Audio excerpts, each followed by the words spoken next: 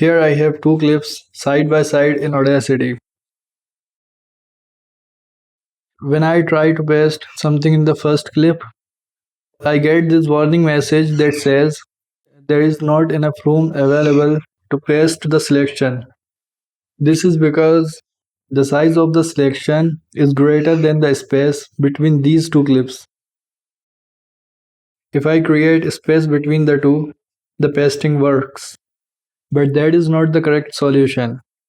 So undo everything, open preferences,